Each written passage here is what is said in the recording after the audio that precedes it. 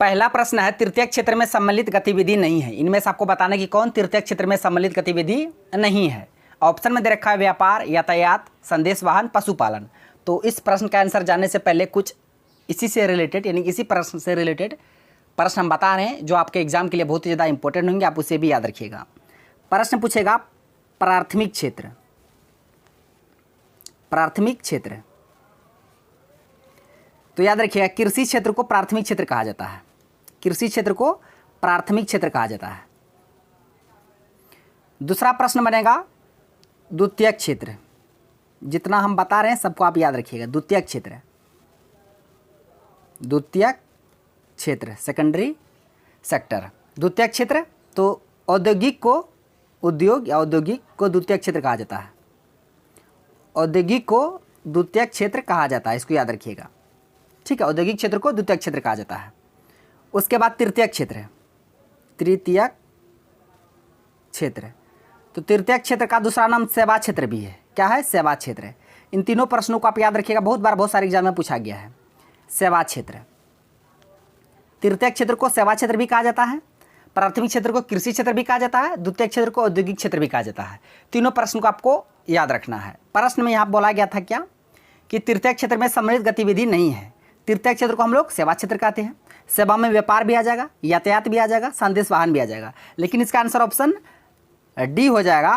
क्या? पशुपालन। पशुपालन, कुक्कुट पालन, मत्स्य पालन, ये सभी प्राथमिक क्षेत्र के अंतर्गत आएंगे। पशुपालन, मत्स्य पालन, मत्स्य पालन, पशुपालन, खेती जो कृषि होता है, उसके बाद मछली पालन, ये सभी किस क्षेत्र के अंतर्गत आएंगे? तो यहाँ लिख देते हैं प्राथमिक क्षेत्र, प्राइमरी सेक्टर के अंतर्गत आएंगे, प्राथमिक क्षेत्र। तो प्रश्न में ही बोला गया था कि कौन तृतीय क्षेत्र में सम्मिलित नहीं है, तो पशुपालन तृतीय क्षेत्र में सम्मिलित नहीं है, ये प्राथमिक क्षेत्र के में सम्मिलित है, याद रखिएगा। तो इसका आंसर ऑप्शन डी हो गया। बाकी इसके अलावा व्यापार, यातायात, संदेश वाहन तृतीय क्षेत्र के अंतर्गत आएंगे। और तृतीय क्षेत्र को हम लोग क्या कहते हैं? सेवा क्षेत्र। अभी हम यहाँ लिखा दिए, तो आप इसे भी याद रखिएगा। अब बढ़ते हैं अगले प्रश्न की ओर। प्रश्न है हड़प्पा के किस स्थल में जलाशय के प्रमाण मिले हैं? जलाशय के प्रमाण किस स्थल से मिले हैं? ऑप्शन में देखिए क्या दिया हुआ है। ऑप्शन में दिया हड़प्पा, धौलावीरा, लोथल, मोहनजोदड़ो। तो इसका आंसर ऑप्शन बी हो जाएगा, धौलावीरा। धौलावीरा से जलाशय का प्रमाण मिला है। लोथल, लोथल से मतलब बंदरगाह, बंदरगाह जो पोर्ट है ये लोथल से, ठीक है, बंदरगाह, युगल समाधान। और ये लोथल किस नदी किनारे हैं? भोगवा नदी के किनारे। यहाँ से भी प्रश्न पूछा जाता है, किस नदी किनारे? भोगवा नदी के किनारे। अब मोहनजोदड़ो कहाँ? पाकिस्तान। इसका अर्थ होता है मृतकों का टीला, याद रखिएगा। और स्नानागार, विशाल जो स्नानागार था, अन्नागार था, ये सभी मोहनजोदड़ो से ही मिला है, तो याद रखिएगा। तो इसका आंसर ऑप्शन बी हो गया, धौलावीरा से जलाशय का प्रमाण मिला था। नेक्स्ट प्रश्न है कि पंडित बिरजू महाराज का संबंध किस नृत्य से है? पंडित बिरजू महाराज, अभी हाल ही में इनकी मृत्यु हो गई। ऑप्शन में दिया है कथक, कुचिपुड़ी, कथकली, भरतनाट्यम। पहले जान लेते किस राज्य का शास्त्रीय नृत्य है। भरतनाट्यम तमिलनाडु का है। भरतनाट्यम किस राज्य का शास्त्रीय नृत्य है? तमिलनाडु का। कथकली केरल का, कथकली मोहिनीअट्टम ये दोनों केरल का है। और कुचिपुड़ी आंध्र प्रदेश का। कुचिपुड़ी आंध्र प्रदेश। और कथक ये उत्तर भारत, कथक उत्तर भारत का, उत्तर प्रदेश। तो इसका आंसर ऑप्शन ए हो जाएगा, कथक। तो पंडित बिरजू महाराज का संबंध किससे था? कथक से, याद रखिएगा। पंडित बिरजू महाराज, लच्छू महाराज, ये सभी का संबंध कथक से है। प्रश्न है राज्यसभा का सभापति अपना त्याग पत्र किसको संबोधित करता है? राज्यसभा का सभापति पहले होता कौन है? राज्यसभा का सभापति, राज्यसभा का सभापति कौन होता है? तो याद रखिएगा राज्यसभा का जो सभापति होता है वो देश का उपराष्ट्रपति होता है। कौन होता है? उपराष्ट्रपति। राज्यसभा का सभापति कौन होता है? उपराष्ट्रपति। अभी उपराष्ट्रपति कौन है? जगदीप धनखड़। तो ये अपना क्या प्रश्न बोला गया है? त्याग पत्र किसको संबोधित करता है? राष्ट्रपति को, प्रधानमंत्री को, उपसभापति को, या राज्यसभा के वरिष्ठतम सदस्य को? तो इसका आंसर हो जाएगा ऑप्शन ए, राष्ट्रपति को। उपराष्ट्रपति किसे अपना त्याग पत्र सौंपेगा? राष्ट्रपति को। राष्ट्रपति किसे? उपराष्ट्रपति को, याद रखिएगा। और एक बात याद रखिएगा, राज्यसभा का सभापति उपराष्ट्रपति होता है। अभी कौन है उपराष्ट्रपति? जगदीप धनखड़। प्रश्न, निम्न में से किस क्षेत्र में मौसमी बेरोजगारी की समस्या है? कोई खास मौसम में जो फसल होगा बस उसी में उसको रोजगार मिलेगा, फिर और सब मौसम में अगर फसल नहीं हुआ तो फिर बेरोजगार बैठा हुआ है। नहीं, मौसमी बेरोजगारी किस क्षेत्र में पाया जाएगा?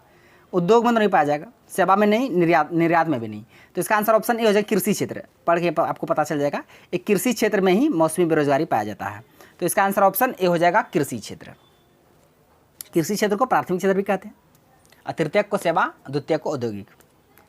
प्रश्न है ये, सविनय अभिज्ञान आंदोलन कब और किस यात्रा से शुरू हुआ? सबको पता होगा कब शुरू हुआ था, 12 मार्च 1930।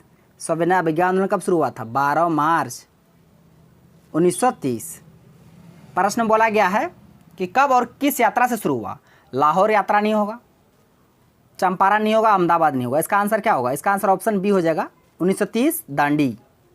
कहाँ से शुरू हुआ था? साबरमती आश्रम से, साबरमती आश्रम से दांडी यात्रा। तो 12 मार्च 1930, इसका आंसर ऑप्शन बी हो गया। तो इस प्रश्न ऐसे भी पूछता है कि दांडी जो मार्च है, यात्रा है, इसका संबंध किससे है? सविनय अभिज्ञान आंदोलन से। नमक सत्याग्रह संबंध, सविनय अभिज्ञान आंदोलन, दोनों आपको याद रखिएगा। प्रश्न 1917 में देश की पहली जूट मिल कहाँ स्थापित की गई थी? क्योंकि ये सारे प्रश्न किसी न किसी एग्जाम में पूछा गया प्रीवियस ईयर में, और इस प्रश्न से रिलेटेड हम एक्स्ट्रा फैक्ट भी बता देते हैं, तो आप वो और आपके लिए ज़्यादा इंपॉर्टेंट होंगे। प्रश्न ये है कि 1917 में देश की पहली जूट मिल कहाँ स्थापित की गई थी? मुंबई, अहमदाबाद, कोलकाता, ग्वालियर। तो इसका आंसर ऑप्शन सी हो जाएगा, कलकत्ता में 1917 में पहली जूट मिल स्थापित किया गया था। इसको आपको याद रखना है। ग्वालियर शहर किस राज्य में है? तो ये मध्य प्रदेश में है। ग्वालियर मध्य प्रदेश में, याद रखिएगा। अहमदाबाद कहाँ है? ये अहमदाबाद गुजरात का है। गुजरात का सबसे बड़ा शहर अहमदाबाद। मुंबई महाराष्ट्र में करते हैं। प्रश्न है, बायोगैस का मुख्य घटक क्या है? बायोगैस का मुख्य घटक होता है क्या? मीथेन। क्या होता है? मीथेन। मीथेन को मार्स गैस भी कहा जाता है। मीथेन को मार्स गैस भी कहा जाता है। इसका फॉर्मूला याद रखिएगा, CH4। CH4 मीथेन का फॉर्मूला होता है, इसे मार्स गैस भी कहा जाता है, और ये बायोगैस का मुख्य घटक होता है। तो इसका आंसर ऑप्शन ए हो जाएगा, मीथेन। बायोगैस का मुख्य घटक मीथेन। LPG का प्रोपेन ब्यूटेन। तो ये आज का लास्ट प्रश्न है कि संविधान सभा का सदस्य कौन नहीं था? संविधान सभा का स्थापना किस मिशन के तहत हुआ था? कैबिनेट मिशन के तहत हुआ था, याद रखिएगा। तो इसमें आपको बताना है कि संविधान सभा का कौन सदस्य नहीं था। जवाहरलाल नेहरू थे, अबुल कलाम आज़ाद, मौलाना अबुल कलाम आज़ाद ये भी थे, वल्लभ भाई पटेल भी थे, लेकिन अली जिन्ना नहीं थे, तब तक मुस्लिम लीग अलग हो चुका था। याद रखिएगा, इसका आंसर ऑप्शन डी हो जाएगा, मोहम्मद अली जिन्ना। तो फ्रेंड्स, यहाँ से और कुछ प्रश्न बता देते हैं। संविधान सभा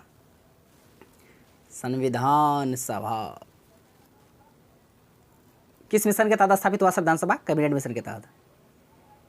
कैबिनेट मिशन के तहत स्थापित हुआ था संविधान सभा। ये कहाँ से आ जाता बार बार? संविधान सभा का पहली बैठक पूछता एग्जाम में। संविधान सभा की पहली बैठक कब हुआ था? 9 दिसंबर 1946, नई दिल्ली, सेंट्रल हॉल। तो याद रखिएगा सारे प्रश्नों को। तो फ्रेंड्स, और अध्यक्षता क्या था? डॉक्टर सच्चिदानंद सिन्हा, जो कि अस्थायी थे। फिर 11 दिसंबर को डॉक्टर राजेंद्र प्रसाद पहले अस्थायी अध्यक्ष चुने गए थे। तो सारे फैक्ट को याद रखना है। तो फ्रेंड्स, आज का प्रश्न बस यहीं तक था।